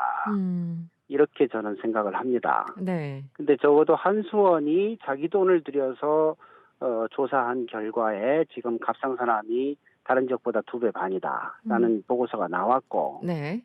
그랬으면 인과관계가 없다는 걸 밝히기가 어렵죠. 네네. 그렇죠. 그래서 이 인과관계를 밝힐 책임이 누구에게 있냐, 이게 저는 중요한 쟁점이라고 생각해요. 네. 그런데 2014년부터 벌써 6년이 훌쩍 지났는데 여기에 대해서 뭔가 좀 진전이 없다는 생각이 들고요. 마지막으로 교수님, 이번에 삼중수소 검출 논란이 다시 이제 제기되고 있고요. 이 민간 환경감시기구에서 직접 조사에 나서기로 했는데요. 어떤 분들이 어떤 부분을 조사해야 된다고 보시는지요? 민간 환경감시기구는 그 원자력 전문가나 그 규제 전문가들이 아니에요. 네. 그래서 그 지역에 사시는 주민들이 이제 한수원의 설명을 듣고 한수원한테 설명을 요구하고 이제 이런 이제 그 대화 채널이라고 볼 수 있고요. 네. 그래서 조사를 학술적으로 하기는 좀 어려운 그런 조직이라고 생각되고 네. 원자력 안전위원회가 해야 됩니다. 그리고 원자력 안전위원회가 이제 전문적으로 원자력 안전, 방사능 안전에 대해서 전문적으로 규제하는 국가기관이니까 네. 원안위가 그거를 해야 되고 네. 제가 듣기로는 원안위가 하겠다라고 네. 지금 얘기한 걸로 들었습니다. 어떤 분들은 한수원은 물론이고 원안위도 배제하고 해야 된다 이렇게 주장하시는 분들도 있는데 여기에 대해서는 동의하진 않으시나요? 원안위가 그 일을 안 하면 대신할 수 있는 조직이나 사람이 없어요. 아, 현실적으로. 원안위가 해야 됩니다. 네. 근데 이제 원안위가 좀 비난을 받을 만한 그런 상황이 된 거죠. 네. 왜냐하면 한수원에서 원안위에 보고를 했다는데 네네. 이게 지금 방사능 오염수가 흘러내린 거잖아요. 네. 오염수 누출 사건이거든요. 네. 근데 아무런 조치를 안 했다라는 것 같아요. 네. 그러면 이건 원안위가 잘못한 거 아닌가 네. 그런 생각을 하게 됩니다. 알겠습니다. 오늘 말씀 여기까지 듣겠습니다. 고맙습니다. 예. 지금까지 김익중 전 동국대 의대 교수였습니다.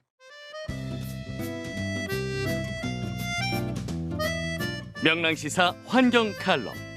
지구를 지켜라. 안녕하세요. 쓰레기센터 대표 이동학입니다. 2020년 우리나라 인구는 5,178만 명이었습니다. 출산율이 급격히 하락하는 것과 맞물려 증가하던 인구 구조는 감소세로 전환된 특이점을 기록한 해였습니다. 이대로 가면 60년대 후반 4천만 명 이하로 줄어들 것으로 예상됩니다. 이와 동시에 나타나는 문제는 역시 초고령화 시대입니다. 65세 이상의 인구가 7% 이상이면 고령화 사회, 14% 이상이면 고령 사회, 20% 이상이면 초고령 사회로 구분하는데 현재 우리 사회는 2017년 고령 사회로 넘어온 뒤 2025년 초고령 사회로 진입할 것으로 예측됩니다. 서구 사회가 고령화에서 초고령 사회로 진입하는데 50년에서 100년이 넘게 걸렸던 것에 비하면 단 25년 만에 진입하는 우리의 속도가 얼마나 빠른지 알 수 있죠. 세계에서 노인이 가장 많은 나라 일본은 65세 이상 인구가 29%로 3명 중 1명이 노인인 초고령 대국입니다. 이러한 일본도 36년이 걸렸습니다. 우리 사회는 급격하게 지속 가능성에 대한 문제가 터져 나올 수밖에 없는 대목입니다. 특히 노인 세대 부양을 다루는 복지, 의료는 물론이고 어르신들의 소득, 일자리, 연금 문제 등 이것을 두고 사회 문제를 낳게 될 것입니다. 결국 우리 사회의 지속 가능성 문제인데요. 인구가 늘어나서 지구의 자원이 부족해지는 갈등이 기후변화라는 결과로 이어진 것이었다면 이젠 우리가 경험해보지 못한 인구가 줄어드는 문제까지 대응을 해야만 합니다. 어떤 세상이 오고 있는 걸까요? 다음 주에 다시 뵙겠습니다.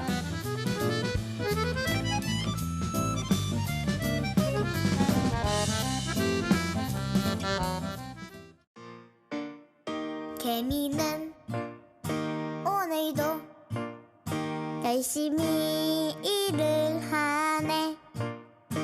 개미는 언제나 열심히 일을 하네.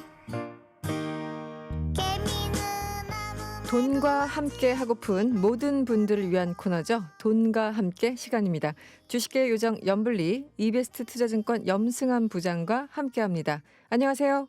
네, 안녕하세요. 네, 오늘 금요일인데요. 주식시장 어땠나요? 네, 오늘은 조금 우울한 금요일이었습니다. 아, 그렇습니까? 좀, 네. 예, 되게 좀 분위기가 안 좋게 흘러갔고, 장 초반엔 좀 출발은 되게 좋았는데, 네. 이제 장 후반으로 넘어가면서 중국 증시가 좀 많이 흔들리는 모습도 좀 나왔고, 국내 증시에서 이제 그동안 시장을 주도하던 그런 주요 섹터들이 좀 매물 압박에 시달리면서 오후에 좀 급락세가 연출이 됐거든요. 네. 그러다 보니까 개인들이 오늘도 물론 많이 샀습니다. 한 2조 원 이상 받아주는 모습이 나왔지만, 그러나 외국인과 기관들의 공격적인 매도를 오늘은 좀 막을 수가 없었던 날이었고, 네. 특히 이제 좀 시장에 영향을 좀 많이 주는 이제 업종 중에 대표적인 게 바로 이제 그 바이오 섹터인데, 네네. 바이오 섹터 중에 이제 대표 기업인 셀트리온이 어제도 급락을 했는데 네. 오늘도 추가로 이제 급락을 하면서 투자 심리 전반이 좀 많이 악화가 돼 버렸어요. 네. 그리고 또 최근에 가장 셌던 섹터 중에 하나가 바로 자동차잖아요. 뭐 애플카와 관련해가지고 네네. 협업 얘기가 나왔던 건데 현대차도 좀 그 이후로는 또 힘을 잃어가면서 오늘 4% 넘게 빠지다 보니까 그쪽 관련 섹터들로도 투자 심리가 같이 동반해서 안 좋아지는 흐름들이 좀 나왔습니다. 그래서 전체적으로 오늘은 하락 종목도 워낙 좀 많았고 네. 시장 분위기가 많이 가라앉는 좀 그런 분위기로 오늘 좀 전개가 되면서 시장은 좀 쉬어갔다. 그러니까 네. 그동안 사실 코스피가 10주 연속 올랐었거든요. 네. 11주 만에 드디어 좀 하락세로 반전이 되면서 주간 기준으로는 한 마이너스 2% 네. 정도 빠졌고, 근데 이런 약세장 속에서도 좀 올라갔던 섹터가 뭐냐면 코스닥에 어제 좀 잠깐 한번 내일 뭐 코스닥 반도체 장비주 한번 보자고 말씀드렸는데 네. 공교롭게도 오늘 그쪽은 또 올라갔어요. 근데 그 그래요? 이유가 뭐냐면 네. 그 장비주가 올라갔던 배경 미국의 장비주가 급등을 해버렸거든요. 근데 이제 대만의 파운드리 회사라는 그 TSMC가 네. 설비 투자를 늘린다고 해버렸어요.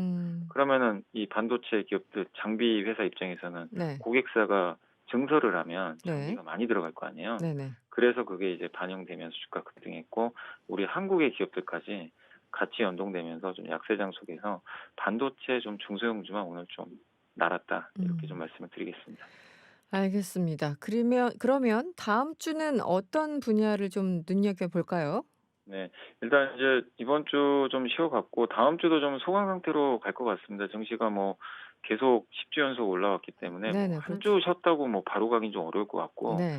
1, 2주 정도의 좀 기간 조정 양상 적어도 뭐 3천은 그래도 지지하지 않을까 이렇게 생각을 하는데 네. 그래서 그런 관점에서 보면 좀 증시가 약간 슬로워질 수 있으니까 여러분들도 너무 급하게 매매하지 마시고 다음 주 혹시라도 아래쪽에 변동성이 나오면 좀 사고 싶었던 종목들을 좀 저가에 천천히 매수하시는 네. 전략이 좀 필요할 것 같고 그리고 뭐 다음 주 초에 한번 주목하실 거는 저는 요즘에 제가 좀 계속 또 관찰하고 있는 것 중에 미디어거든요. 네. 미디어 쪽에서 뭐 드라마 관련주라든가 이런 콘텐츠 기업들이 한번 굉장히 강했었어요. 네. 근데 이번 주 후반 들어와서는 좀 조정을 받고 있습니다. 그래서 뭐 드라마를 제작하는 회사라든가 아니면 또 광고도 이게 광고 회사들이 올해 분명히 수주가 많이 나올 것 같거든요. 왜냐하면 이제 네. 경기가 정상화되면 네. 대기업들이나 이런 쪽에서 광고를 이제 제작할 가능성이 높아요. 네. 그러면 광고 제작사도 당연히 어느 면에선 수혜를 받을 수 있으니까 네. 드라마 쪽하고 광고 이런 이제 미디어 관련주에 대해서 한번 관심을 갖고 대응하시면 좋을 것 같습니다. 네. 오늘 주식 시장이 그렇게 좋지 않아서 그런지 뭔가 부장님 목소리도 좀 힘이 없어 보이네요. 아, 근데 제가 또 여기서 뭐 약간 분위기 이런데 또 흥분하긴 좀 그래서 좀 차분하게 했습니다. 알겠습니다. 돈과 함께 여기까지 듣겠습니다. 고맙습니다. 네, 감사합니다.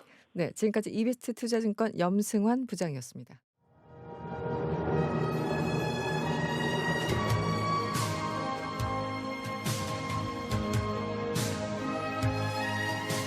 노래와 사건 그리고 법률 정보까지 가득가득 담았습니다. 노래는 사건을 싣고 시간이죠. 오늘 함께해 주실 분 반가운 분들 오셨어요. 김영미 변호사 그리고 개그맨 황현희 씨 어서 오세요. 네, 안녕하세요. 네. 황현희 씨는 저희 프로그램 어쨌든 다른 코너지만 오늘 두 번째인가요? 두 번째 두 번째. 네. 그때 목요일이었죠. 예. 그때 말말말 코너에 나오셨던 건가요? 예, 그날 도저히 시간이 안 돼가지고 목요일 날 시간이 안 된다고 말씀드렸는데 다행히도 오늘 금요일에 불러주셔가지고 네. 뵙게 됐네요. 그 앞으로 금요일 날 이 시간에 쭉 뵐 수 있는 겁니까? 예, 뭐 출연료 얘기 좀 출연료 얘기를 한 5천 원 정도. 네. 농담입니다. 지금 꼭 좀 나오겠습니다. 예. 알겠습니다. 반갑습니다. 그리고 김영미 변호사님 어서 오세요. 네, 안녕하세요. 네, 저랑 전화 통화로 네, 한번 맞아요. 하시고 지난주였나 정의 사건으로 정의 통화했던 사건 것 같아요. 네. 네, 반갑습니다. 혹시 방송 출연 많이 하시나요? TV는 이전에 했었고 최근에는 라디오 위주로 하는데 라디오가 참 편하고 좋더라고요. 네, 그래서 라디오는 불러주시면 나가려고 하고 언제든지. 있습니다. 네, 감사합니다. 오늘 뭐 노래는 사건을 싣고 시간이니까 노래를 빠뜨릴 수 없죠. 오늘 함께 나눌 이야기 관련해서요. 노래 먼저 들어볼게요.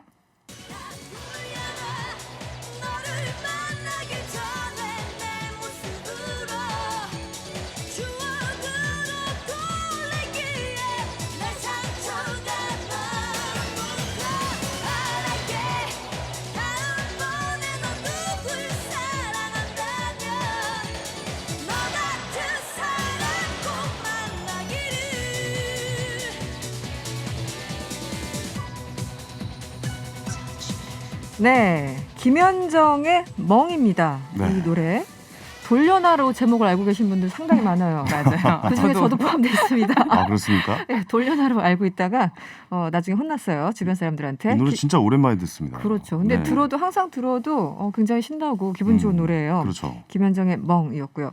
오늘 관련해서 사건들이 있습니다. 그래서 이 노래를 선정했는데요. 첫 번째 주제, 별점 테러도 손해배상이 되나요?가 주제입니다.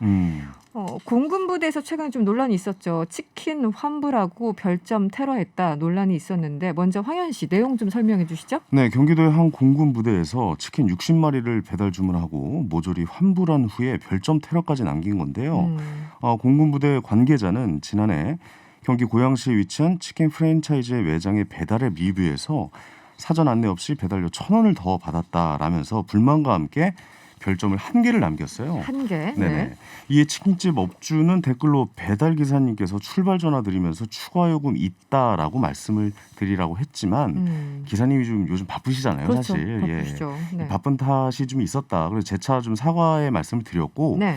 오픈한 지 뭐 얼마 되지 않아서 미숙한 점이 있었지만 이 서비스도 많이 드렸는데 이 일로 본사를 들먹이면서 협박하듯 전화를 수없이 했다라고 억울하다고 호소를 했는데요. 근데 네. 자신을 또 상대방의 입장을 들어봐야겠죠. 양쪽 다 들어봐야죠. 그렇죠. 네. 공군부대 관계자라고 밝힌 네티즌은 당시 치킨에서 좀 잡내가 많이 나고 도저히 먹을 수가 없었고 또 치킨을 먹은 사람들 중에 일부가 복통과 설사를 겪었다. 이렇게 또 주장을 하면서 논란이 더 커졌죠. 네. 그러자 해당 공군 부대장은 업주분을 직접 만나서 또 대화를 나누고 문제를 원만히 해결했다고 밝히긴 했습니다. 그러니까 네. 이제 문제가 커지고 언론에서 연일 이제 때려대니까 잘 원만히 부대장까지 해결했다. 나왔어. 예, 이렇게 네. 나서서 해결했다고 밝혔습니다. 그러니까 한쪽은 뭐 예고 없는 배달료 1,000원을 더 받았고 별점 네. 1개를 또 남겼고 그리고 협박하듯이 전화를 많이 했다 뭐 이런 거고 그렇죠. 어쨌든 또 이 업주는 우리가 좀 미안했다 어쨌든 사과를 했다 그럼에도 불구하고 미안해서 서비스도 많이 드렸다 그러니까 양측이 굉장히 좀 팽팽한 각각 들을 만한 얘기들은 있는데 네. 변호사님 이 60마리 치킨을 일단 시켰는데 뭐 먹을 수도 있고 안 먹을 수도 있고 근데 이 업주 입장에서는 단 한 마리도 수거하지 못했대요. 네. 그러니까 불만이 있으면 보통 이제 음식 수거해 가는 경우 있는데 사장님의 주장은 단 한 마리도 수거하지 못했다. 근데 이런 경우에 환불을 요구하는 게 법적으로는 어떤가요? 보통은 이제 닭을 주문을 하고 대금을 주잖아요. 네네. 그게 민사상 계약이에요. 계약이기 때문에 계약에서는 하자 없는 물건을 줘야 되는데 하자 있는 물건을 줬다라고 하면은 계약을 해지하고 환불을 요구할 수 있어요. 그럼 네. 이 경우에는 닭을 시켰는데 닭이 뭐 잡내나고 뭐 먹을 수 맛도 없다. 없고 뭐 이래가지고 환불해 달라라고 하자가 있으니 환불해 달라고 했으면 그러면 먹던 걸 중단하고 남긴 걸 닭을 돌려주면서 네. 거기 이미 지급한 돈을 받는 게 이게 일반적인 계약의 법리로거든요. 아니 근데 맛없다고 환불이 돼요? 맛없다고는 아니고 단순히 맛없다고는 안 되죠. 기본적으로 단순히. 하자가 있어야 되니까 네. 뭐 닭에서 냄새가 난다든지 갑자기 배가 아파서 설사가 한다든지 이런 게 이제 하자로 볼 수가 있죠. 네네. 근데 이 경우에는 보니까 다 먹었다는 거잖아요. 다 드셨다는 거죠. 예. 한 마리도 수거하지 못했다는 거니까 다 먹었다고 하니까 결국은 다 먹어버렸으면 정말 그게 하자가 있는 건지 애매해요. 그러니까 환불을 요구하더라도 사실 안 해줘도 되는데 이런 상황은? 이분이 네. 해줘버렸기 때문에 뭐 환불을 해줌에 있어서 뭐 어떤 안 해주면 내가 어떻게 하겠다 뭐 협박을 했다라고 하면 별도의 형사상 문제가 되겠지만 뭐 안 어쨌든 그냥 선의상 고객 유치 차원에서 그냥 해주신 것 같아요. 근데 이런 그러니까. 친구 있긴 있어요. 다 먹고 나서 아이 별로네. 네. 뭐 그런 친구도 있어요. 근데 왜 먹었어 너? 약간 이럴 수는 없잖아요. 예. 아니 저도 개인적인 경험이긴 한데 음식을 이렇게 뭐 배달 주문했는데 뭔가 냄새가 나는 것 같아서 못 먹을 것 같은 거예요. 네. 실제 그게 닭이었는지 한참 전에. 그럼 이것을 몇 입 먹고 돌려줘야 되나? 이거를 몇 입 먹어보고 이상하다고 확증을 한 다음에 전화해서 돌려줘야 되나? 어디까지 가능한가? 이게 참 애매하더라고요. 근데 이게 약간 기준이 애매한 게 뭐 예를 들어서 벌레가 나온다거나 이런 건 상관없는데 그런 거 딱 보이는 건데 먹는 거는 진짜 애매하잖아요. 이 먹는 거에 대한 냄새가 있다거나 뭐 맛이 없다거나 이런 건 좀 애매하거든요. 일단 진짜. 먹다가 이상한 냄새가 보통 치킨 많이 먹어보잖아요. 그렇죠. 근데 그럼요. 이상한 냄새가 난다. 닭이 되게 오래된 것 같은 냄새가 난다. 그러면 먹던 걸 중단하고 거기 업체에 전화해서 와서 가져가서 너도 한번 맛을 봐라. 네. 그렇게 이제 입증할 수가 있겠죠. 근데 보통 이제 사장님들은 괜찮은데요. 이렇게 반응이 많아가지고 맛있는데 막 이렇게. 예. 어쨌든 이 상황은 이번 사건 돌아가면 단 한 마리도 수거하지 못했다. 60마리 치킨. 근데 공군 부대에서는 또 이런 얘기를 합니다. 네. 아까 황현 씨 설명해 주신 것처럼 치킨 먹고 배탈 난 병사들도 있다는데 이럴 경우 이 배탈 난 부분에 대해서 음식점은 어떻게 배상을 해야 됩니까? 이게 맞다면 배탈 난 게 맞다면은 치료비라든지 치료로 인해서 내가 일도 못 하고 이런 부분에 대해서 이제 위자료도 같이 배상 청구가 가능해요. 네. 근데 치킨 때문에 배탈이 났다고 하면은 뭐 100%다 배탈이 날 필요는 없지만 60마리면 상당한 뭐 10명 이상은 먹었다는 거잖아요. 다 같이 모여서. 네, 그러면 50% 이상은 같은 증상이 나타나야 닭에 의해서라는 게 증명이 될 수 있겠죠. 이게 사람마다 다 다르니까. 그렇죠. 어떤 사람은 소화 기능이 너무 좋아가지고 웬만하면 배탈 안 나는 네네. 사람이 있겠지만 이게 배탈이 날 정도로 설사가 날 정도면은 적어도 한 10명에서 먹었다라고 하면 5명 이상은 같은 증상이 나야 되는데 한두 명만 설사했다 그러면 그날 본인이 컨디션이 안 좋거나 다른 원인 때문에 배탈 날 수도 있는 거잖아요. 그래서 이거는 사실 그 배탈 난 사람이 몇 명인지 그게 확인이 돼야 될 것 같아요. 이 기준이 진짜 애매하긴 하네요. 예. 네.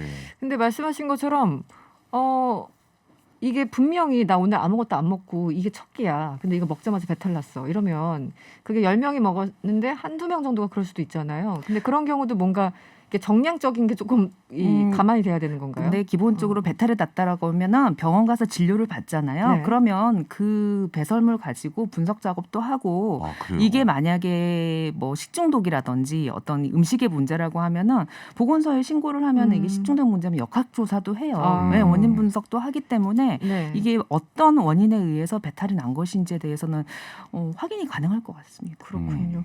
뭐 비근한 뭐 사례나 경험이 있습니까? 혹시 황희연 씨 같은 경우는? 저는 사실 배달 음식 정말 많이 시켜 먹죠. 근데 뭐 특별한 문제 없었어요? 다 맛있던데요. 저는 없어서 특별히, 못 먹는다. 예, 이런 별점 같은 것도 잘 안 봐요. 그러니까 이게 좀 거의 근데 시켜 먹는 곳에서만 시켜 먹어서 그럴지 모르겠지만 어쨌든 저희 동네 배달 업계는 제가 어버키였다 해도 과언이 아닙니다. 예, 그 말씀을 좀 드리고 싶네요. 네.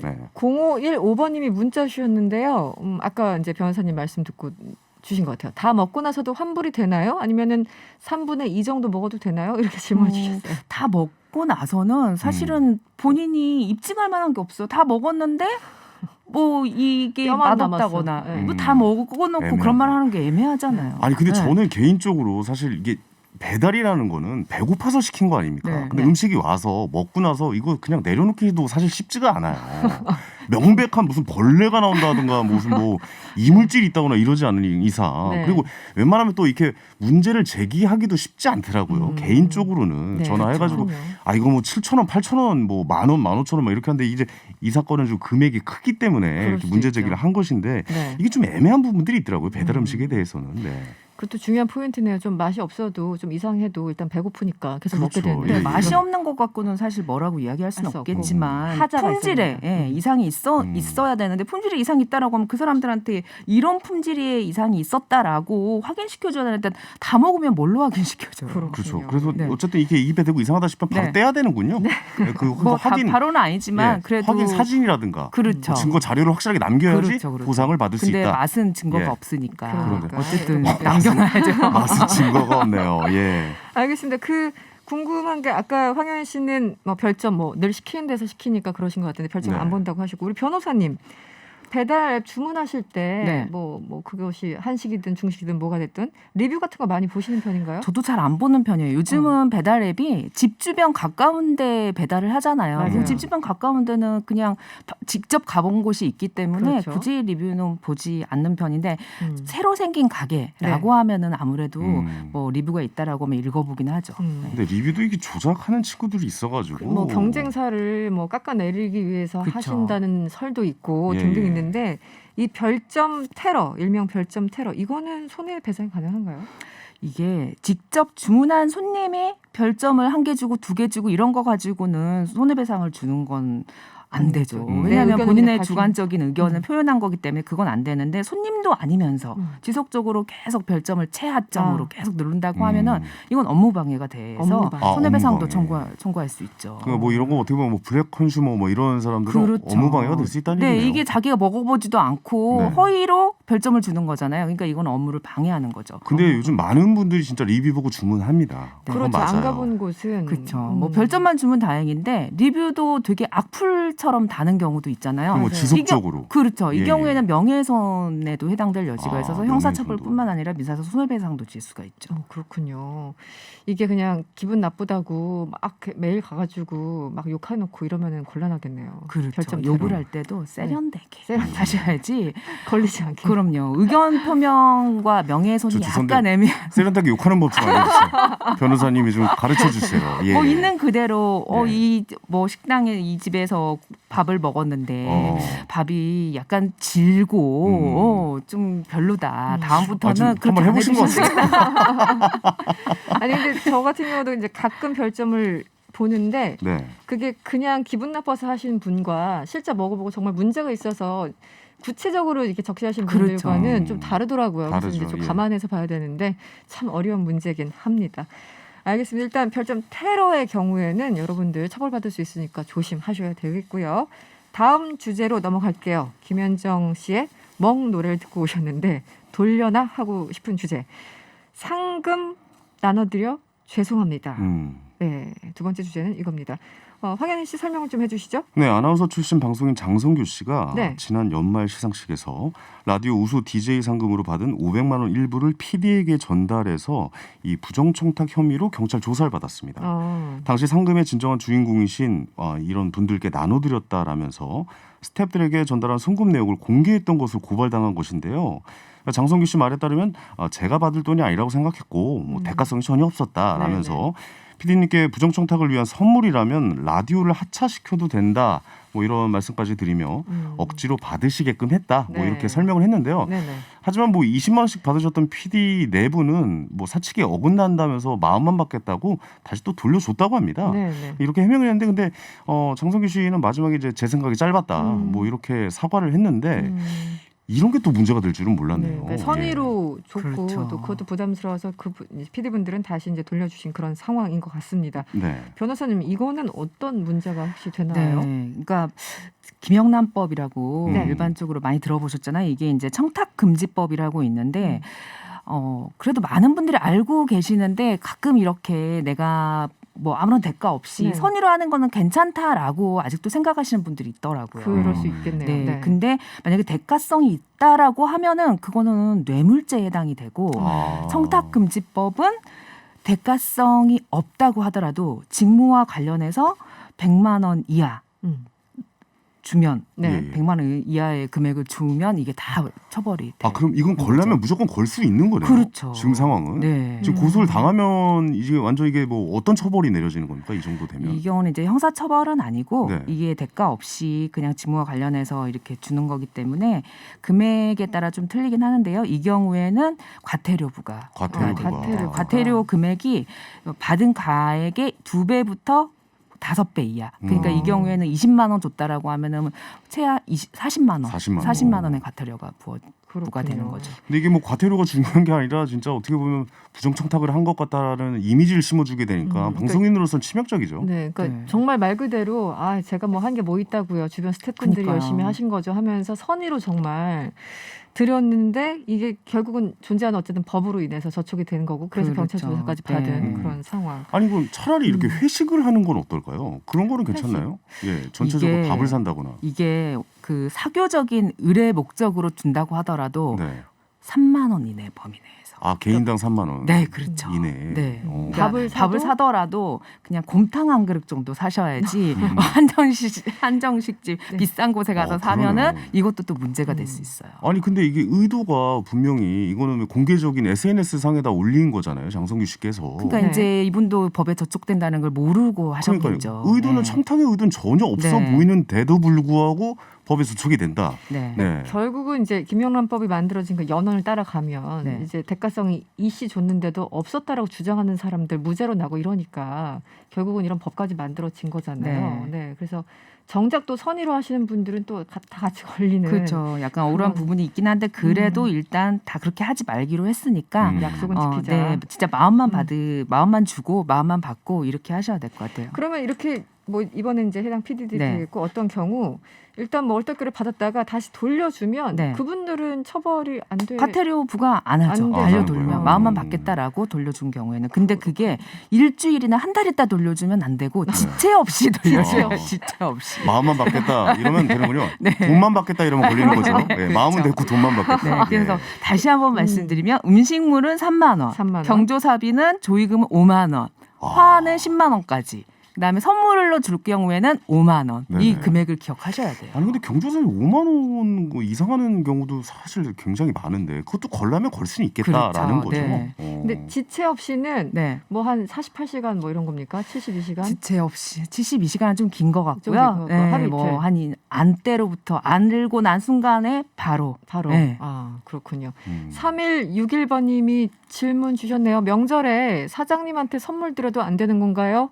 선물 사장님은 근데 선물 그 3만 원째. 청탁금지법이 다 받는 게 아니에요. 적용받는 게 아니라 그렇죠, 공무원 대상이 있어요. 네네네. 기본적으로 공직자들 되고요. 그다음에 이분은 언론인이기 때문에 언론기관인 그러니까 기자들도 다 적용이 되는 거예요. 근데 일반 회사원은 청탁금지법 적용 대상 아니에요. 아니 뭐 예를 들어서 이승원 씨랑 저랑 지금 DJ 네. 저희 게스트인데 적용 대상이죠. 아 그래요? 네.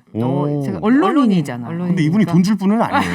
그건 제가 알거든요. 예, 그건 잘 알고 있습니다. 예. 네, 밥 살게요. 알겠습니다. 네, 알겠습니다. 3만 원 이하로, 이하로. 네, 사주세요. 1648번님 이분들도 해당이 될까 모르겠네요. 대기업 홍보팀 남자친구가 기자 여자친구한테 선물 줄 이거 너무 어렵다. 잠깐만. 좋은 상황이네요. 직무와 관련하지 않잖아요. 이분들은. 대기업 네. 홍보팀 남자친구가 기자 여자친구. 그러니까 이 기자 여자친구가 산업부가 아니면 되는 건가요? 그렇죠. 직무와 관련해서 우리 회사 잘 좀 해줘라고 하면서 여자친구한테 밥 산다고 하면 문제가 되겠지만 네. 이 경우에 밥 사는 거는 그냥 남자친구 여자친구 연인 간에 사는 거기 때문에 문제가 되지 않을 것 같아요. 근데 이게 개인적으로 참 이렇게 하는 경우들이 사실 있긴 한데 이게 문제의 시작점 SNS에 이게 올리면서 이렇게 그렇죠. 된 거잖아요. 네, 네. 근데 이런 일을 어떻게 좀 해야 된다라고 좀 말씀을 드리기가 참 뭐하네요. 네, 알겠습니다. 참 디테일한 문제들 그러니까요. 치킨부터 상금까지 여러 주제를 알아봤습니다. 어느덧 말치 시간이 돼가지고 벌써 끝났나요? 네. 좀 이제 더 하고 시작인가 싶은데. 했는데 끝나버렸어요. 네, 오늘도. 알겠습니다. 네, 지금까지 김영미 변호사 그리고 황현희 씨였습니다. 고맙습니다. 감사합니다. 네, 명랑시사 이승원입니다. 저는 월요일 저녁 6시 10분에 찾아오겠습니다. 편안한 저녁 되시고요. 지금까지 이승원이었습니다.